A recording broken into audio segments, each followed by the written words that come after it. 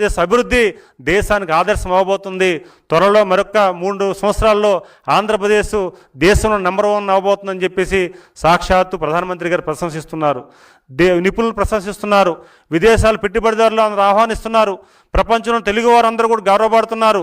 ఆంధ్రప్రదేశ్ ముఖ్యమంత్రిని చూసి మా గౌరవం పెరుగుతుందని విదేశాల్లో ఉన్న తెలుగు వాళ్ళు కూడా, భారతదేశం తెలుగువారు కూడా గర్వపడుతుంటే ఒక జగన్మోహన్ రెడ్డి వాళ్ళ టీం మాత్రం ఉలిక్కిపడే పరిస్థితి, చూసి ఓరలేని పరిస్థితి కూడా మనం గమనిస్తున్నాం.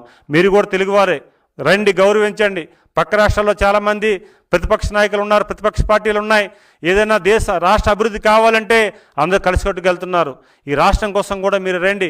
5 సంవత్సరాలు విధ్వంసం చేశారు, కనీసం మేలు చేసి కనీసమైన అది పుణ్యకారం చేసే ఒక అవకాశం మీరు తీసుకోండి. ఈరోజు రాష్ట్ర ప్రధానికం చూస్తున్నారు. ఈరోజు మీరు 11 మంది సభ్యులు ఉన్నారు. 11 మంది సభ్యులు అంటే మీకేం అవమానమా? లేకపోతే 11 మంది సభ్యులు ఉన్నారంటే మీకేం ఉలుకుపోట? ఇది ప్రజలు ఇచ్చిన తీర్పు. ఈరోజు